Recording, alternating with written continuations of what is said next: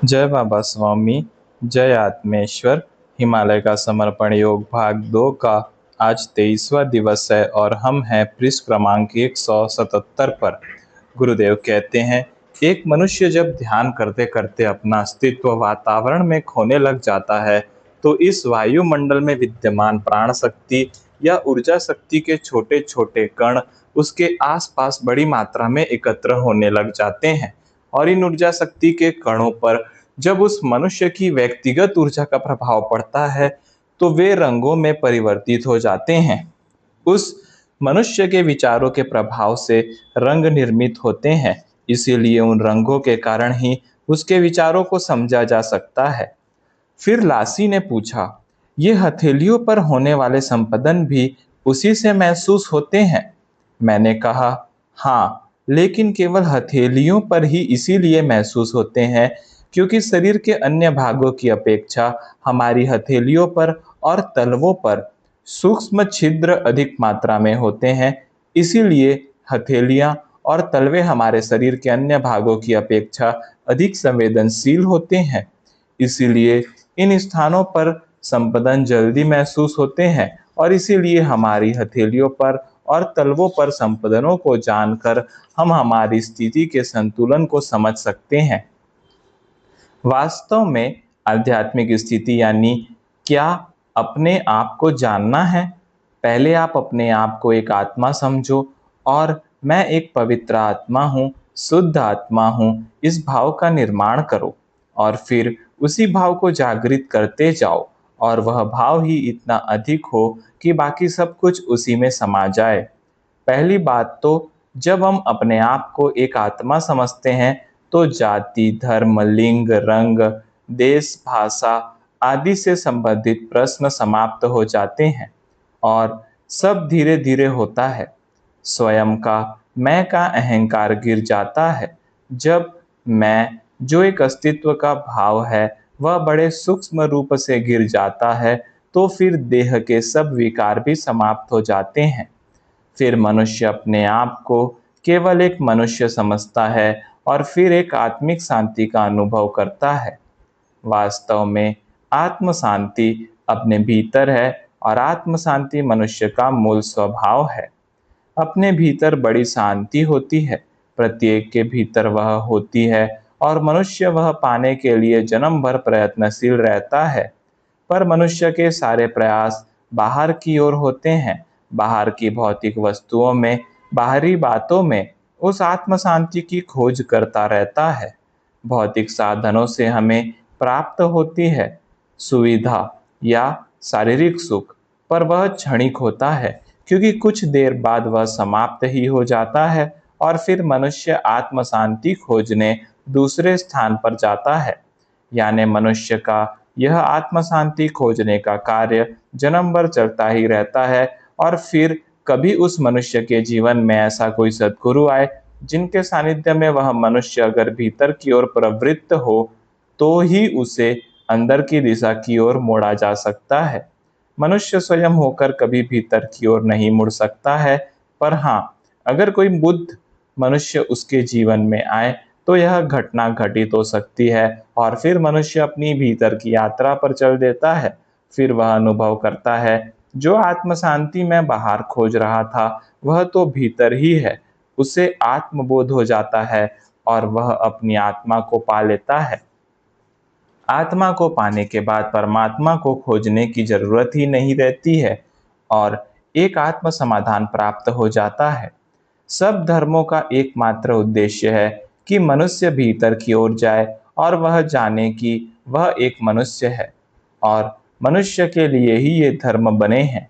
जब वह जान जाता है मैं एक आत्मा हूँ तो फिर किसी बाहरी धर्म की आवश्यकता ही नहीं रह जाती है और मनुष्य को सारे दुखों से मुक्ति मिल जाती है।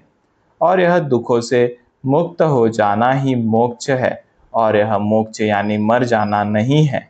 मोक्ष यानी वह स्थिति जिस स्थिति में जाकर मनुष्य आत्म समाधान को पाता है और यह आत्म समाधान प्राप्त करने के बाद बाहरी वातावरण का अंतर नहीं रह जाता है। फिर मनुष्य बाहर रहता ही नहीं है। फिर ऐसे मनुष्य को शरीर की सुविधाएं मिली तो क्या, और न मिली तो क्या, दोनों ही एक जैसा होता है, क्योंकि उसका चित्त इन सुख सुविधाओं में नहीं होता है। वह उनमें सुख पाता ही नहीं है, वह पाता है अपने ही भीतर। इसलिए फिर सुख सुविधाएं उसके लिए होती है, पर वह सुख सुविधाओं के लिए नहीं होता है। ऐसा मनुष्य सब में रहते हुए भी सब में नहीं रहता है। यही मोक्ष की स्थिति है, और इसी स्थिति को प्राप्त करना प्रत्येक मनुष्य के जीवन का उद्देश्य होता है। पर वह इस उद्देश्य की खोज अलग अलग दिशाओं में करता है। पर जब उसे सही दिशा मिल जाती है तो उसके जीवन की खोज समाप्त हो जाती है, सारी भटकन समाप्त हो जाती है। लासी ने उत्सुकता से पूछा, क्या मैं इस जीवन में इस आध्यात्मिक स्थिति तक पहुंच पाऊंगा या नहीं? कृपया बताइए। मैंने कहा, इस जीवन में इस स्थिति तक पहुंच पाएगा, पर इस स्थिति में रहेगा नहीं। तू इस स्थिति में जब रहेगा तो मोक्ष प्राप्ति होगी, और तू इस स्थिति में अगले जन्म में रहेगा। अगले जन्म में तू इंजीनियर बनेगा, और फिर तेरे हाथों से एक भव्य मंदिर का निर्माण होगा, और फिर ही तुझे मोक्ष प्राप्त होगा। पता नहीं क्यों यह सच मेरे मुंह से ऐसे ही निकल गया। मैंने लासी को बताया, तू इस मार्ग में आया नहीं है, तुझे लाया गया है। तुझे तो बनना था इंजीनियर, और अंदर से आत्मा तो सही मार्ग बता रही थी, पर चुना गया गलत मार्ग। तेरी और मेरी स्थिति एक सी ही है। हम दोनों को भी मोक्ष इस जंगल में नहीं मिलेगा। दोनों को मोक्ष पाने के लिए मनुष्य समाज में जाना पड़ेगा। तुझे मंदिर का निर्माण कार्य करने के लिए, और मुझे लाखों लोगों को मोक्ष का मार्ग बताने के लिए। पर जाना हम दोनों को भी पड़ेगा ही। और अब इस जीवन में यह होगा, ऐसा तो प्रतीत नहीं होता। इसलिए प्रतीत नहीं होता क्योंकि इंजीनियर का ज्ञान प्राप्त करने की अब तेरी उम्र नहीं रही है, और इसीलिए तू इस जन्म में इंजीनियर नहीं बन सकता, और इंजीनियर नहीं बन सकता तो मोक्ष की स्थिति नहीं मिल सकती। हाँ, पर इस मोक्ष की स्थिति का ज्ञान तुझे इस जन्म में अवश्य हो जाएगा। उस ज्ञान के साथ ही जीवन भर जुड़े रहना, तो उसके साथ जुड़ने का अभ्यास तुझे इस जीवन में हो जाएगा। और मैं भी तो जीवन में यही करने वाला हूँ, क्योंकि इसी जीवन में मैं लाखों लोगों तक पहुँचूँ, यह मुझे भी संभव नहीं लगता। मनुष्य समाज में तो मैं रह ही नहीं पाता हूँ। मेरे इस शरीर को मनुष्यों की अब आदत ही नहीं रह गई है। तो यह शरीर लेकर मैं किसी मनुष्य समाज में जाऊंगा, यह सत्य प्रतीत नहीं होता है। इसीलिए मुझे भी मोक्ष इस जन्म में मिलेगा, ऐसा अभी तो प्रतीत नहीं होता है। लासी, जिन वस्तुओं से, जिस समाज से डरकर लोग यहाँ भागकर आए हैं, मुझे नहीं लगता उनमें से कोई भी इस जन्म में मोक्ष की स्थिति प्राप्त कर सकता है। क्यों? ये लोग यहाँ उन बातों से भागकर आए हैं, डर कर आए हैं, पर अभी भी क्या ये उन बातों से मुक्त हो गए होंगे? जैसे स्त्रियों में चित्त जाने से चित्त नष्ट होता है, इसीलिए ऐसा कहा जाता है कि स्त्रियों से दूर रहना चाहिए और सदैव दूर रहने का प्रयास करना चाहिए, और प्रयत्न करना चाहिए कि इनकी छाया से भी बचे। पर क्या यह नहीं लगता, इन संबंधनों का ध्यान रखते हुए भी स्त्री पर ध्यान जाएगा ही? ये वासनाओं का दमन कर रहे हैं, और वासनाओं में चित नहीं जाए, इसीलिए डरकर जंगल में भाग आए हैं। अब यहाँ पर स्त्री है ही नहीं, तो स्त्री में चित्त जाने का प्रश्न ही नहीं है। पर अगर ये लोग स्त्री के पास गए तो स्त्री में चित्त नहीं जाए, इसके लिए भी इन्हें सदैव ध्यान रखना पड़ता होगा कि कहीं आसपास स्त्री तो नहीं है। यानी चित्त फिर स्त्री पर, और ये लोग स्त्री और पुरुष का भेद कर रहे हैं, तो ये तो शरीर पर ही अटके हैं, तो ये आत्मा तक कैसे पहुँचेंगे? स्त्रियों के प्रति डर के कारण भी इनका चित्त स्त्रियों पर जाता तो है ही, तो इसमें से भी बाहर निकलना होगा। ये भी मोक्ष की स्थिति प्राप्त करेंगे, पर मोक्ष नहीं। यह तो ठीक वैसी ही स्थिति है। अंधेरे का डर लग रहा हो, इसीलिए अंधेरे रास्ते को बदलकर उजाले वाले रास्ते से आए। पहुंच तो गए, पर अभी भी अंधेरे का डर बना ही हुआ है, और अंधेरे का अनुभव नहीं है। अंधेरा भी प्रकृति प्रदत्त है, अंधेरे का भी अनुभव आवश्यक है, और अंधेरे से जब वे गुजरेंगे तो फिर वे पहुँचेंगे। पर जीवन में अंधेरे का डर नहीं रहेगा। हाँ, अंधेरा अंधेरा है, यह जानेंगे और अनुभव प्राप्त करेंगे, और यह अनुभव जीवन में हृदय में बसे अंधेरे को भी निकाल देगा। यहाँ पर लोग अंधेरे को दूर रखकर अपने आप को अंधेरे से बचाकर यहाँ पहुँचे हैं, और मैं यहाँ अंधेरे में से गुजर कर पहुँचा हूँ। इसीलिए मुझे स्त्रियों का डर नहीं लगता है। शारीरिक सुख में चित्त चला न जाए, यह भी डर नहीं लगता। पर शारीरिक सुख में आत्मिक सुख नहीं, यह शारीरिक सुख प्राप्त करके जाना, क्योंकि शारीरिक सुख पाकर भी खोज समाप्त नहीं हुई थी। इनके मन में स्त्रियों का आकर्षण है, इसीलिए स्त्रियों से डर है। मैं इन सब सुखों का अनुभव लेकर यहाँ आया हूँ। मेरे में और इनमें बड़ा अंतर है। अरे बाबा लासी, वह एक स्थिति है जहाँ जाकर यह लिंग का भेद भी समाप्त हो जाता है। फिर सामने वाला व्यक्ति स्त्री है या पुरुष, यह भी भेद नहीं रहता है। सामने वाला केवल एक आत्मा है, यही बात समझ में आती है। इस स्थिति तक पहुँचे बिना मोक्ष संभव नहीं है। प्रत्येक व्यक्ति की समस्या अलग अलग रहती है। मैं इन सब में अटका नहीं हूँ, क्योंकि जीवन में सब सुख सुविधाएं भोग ली, स्त्री सुख भोग लिया, पर कहीं अटका नहीं, आगे बढ़ता ही चला गया। पर मैं अटका मेरे पूर्व जन्म के आश्वासनों में। जब तक लाखों आत्माओं को मार्ग नहीं बताता, तब तक मैं उस स्थिति में संपूर्णतः नहीं रह सकता हूँ। यह मेरी समस्या है। अब देखते हैं यह इस जीवन में होता है या नहीं, क्योंकि जीवन छोटा है और कार्य बहुत बड़ा है। हमें केवल आगे बढ़ना है। आगे क्या होगा वह तो सब समय ही बताएगा। चलो चले, मठ की ओर चले। बहुत देर हो गई है। हम सब लोग कुछ दिन उस मठ में साथ में रहे, और बाद में एक दिन सुबह हम सब ने वापसी का निर्णय लिया। लासी और आनी के साथ मैंने भी वापसी की यात्रा प्रारंभ की। मैंने भी सब साथियों से विदाई ली और शीघ्र ही वापस मिलने का आश्वासन दिया, और एक दूसरे से हमने विदाई ली। हम तीनों फिर अपने प्रवास पर चलते रहे। अब तक लासी मेरे काफी करीब आ गया था। हमारे आपस में बड़े संबंध स्थापित हो गए थे, पर हम सदैव ध्यान रखते कि हमारी बातों में हम अलग ही न रहे। सदैव हम आनी को साथ लेकर ही चलते थे। सामान्यतः दिन भर प्रवास करते थे और रात के समय विश्राम करते थे। घना जंगल था। इतना घना जंगल था कि दिन में भी सूर्य दर्शन कुछ कुछ स्थानों पर ही हो पाता था। बड़े बड़े वृक्षों की छाया ही जमीन पर बनी रहती थी। हम दोनों से अधिक अनुभवी था। वह जैसे निर्देश देता था वैसे हम चलते थे।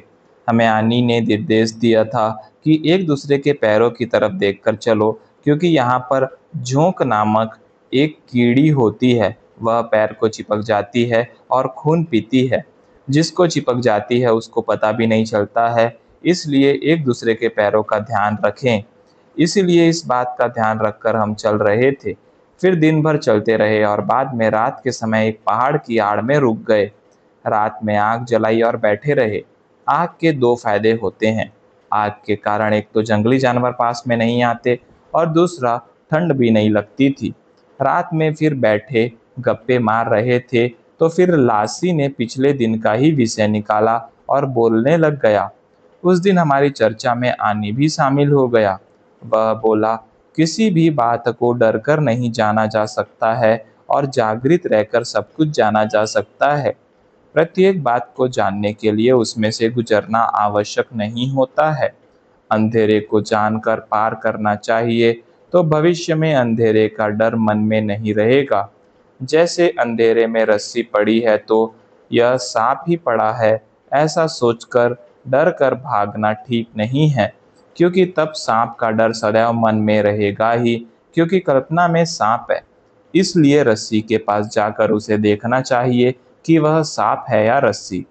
इस प्रकार वह सांप नहीं है, रस्सी है, यह जानकर बिना डर के आगे चल देना ही ठीक है। और रस्सी है, यह दिख तो रही है, फिर उस रस्सी को उठाकर देखने की क्या आवश्यकता है, उसे बिना उठाए भी जाना जा सकता है। ठीक इसी प्रकार से शारीरिक सुख में आत्मिक सुख नहीं है। यह शारीरिक सुख को जानने के बिना भी जाना जा सकता है। इसके लिए शारीरिक सुख को भोगने की आवश्यकता नहीं है। हाँ, पर अगर तुम स्त्रियों से डरते हो, यानी अभी तुमने जानकर पार नहीं किया है, डर कर पार किया है। जिसने जानकर पार किया उसके मन में स्त्री और पुरुष का भेद नहीं रह जाता है। पर जानकर बहुत कम लोग ही पार कर पाते हैं। यह कठिन भी है, इसलिए डर के पार करना व डर कर दूर रहना आसान है। सब आसान मार्ग अपनाते हैं। फिर रानी ने मेरी ओर देखते हुए कहा, तुम एक गृहस्थ हो, यह मैं जानता हूँ। और आग की लकड़ियाँ ठीक करते हुए कहा, तुम गृहस्थ होने के पूर्व से ही कुछ हो। यह गृहस्थी तो तुम्हारे इस आत्मा के मार्ग की एक सहायिका है, इसीलिए यह तुम्हें अवरोध नहीं लगेगी, यह तुम्हारे मार्ग में सहायक सिद्ध होगी। तुम एक जागृत पुरुष हो और गृहस्थी भी उसी मार्ग की है। आगे तुम्हारी पत्नी का भी तुम्हारे कार्य में योगदान होने वाला है। वास्तव में वह एक शक्ति है जो तुम्हारे साथ रहने आई है। गृहस्थी तो एक निमित्त है पास रहने का। वास्तव में महान कार्य में उसका सहभाग महत्वपूर्ण है, इसीलिए उसके तुम्हारे जीवन में आने के बाद तुम इस मार्ग में आए। हो सकता है तुम्हें इस मार्ग में लाने के लिए ही वह आई हो।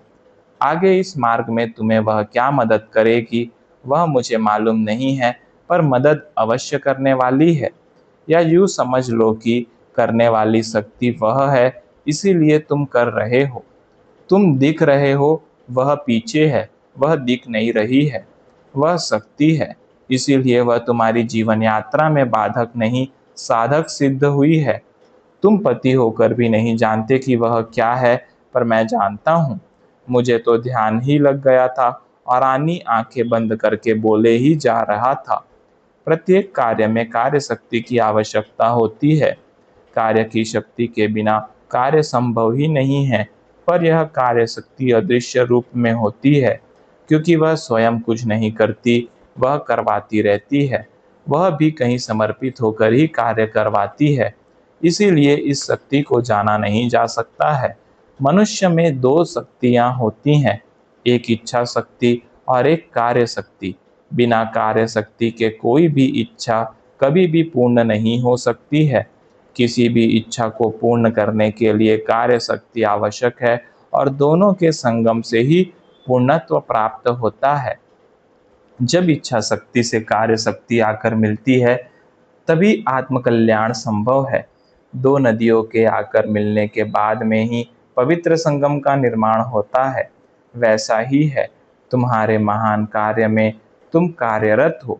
सालों से जो इच्छाएं संग्रहित करके रखी थी, उनके फलीभूत होने का समय आ रहा है, पर बिना कार्य शक्ति के फलीभूत नहीं हो सकती है। इसीलिए कार्य शक्ति तुम्हारे जीवन में तुम्हारी पत्नी बनकर आई है। इसलिए वह तुम्हें तुम्हारे कार्य की ओर अग्रसर कर रही है, आगे बढ़ा रही है और आगे बढ़ने के लिए आवश्यक सहारा भी दे रही है, क्योंकि वही कार्य की शक्ति है। केवल इच्छा शक्ति से कार्य संपूर्ण नहीं हो सकता, इसीलिए वह तुम्हारे जीवन में आई है। उसके बिना तुम अधूरे हो। तुम्हारे जीवन में तुम्हारे कार्य में उसकी भी पूर्ण भूमिका होगी। तुम अकेले ही हो, पर तुम्हारा कार्य बहुत बड़ा है। जीवन में कार्य शक्ति का योगदान अति सूक्ष्म स्वरूप का होता है। वह कभी देखा नहीं जा सकता, पर उसमें कुछ समय बाद परिणाम सामने आएंगे। तुम्हारे हाथ से भविष्य में दान व पुण्य के कार्य होंगे।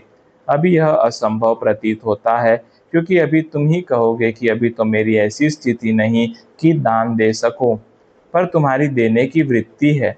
जहाँ वृत्ति है, प्रकृति वहाँ होती ही है।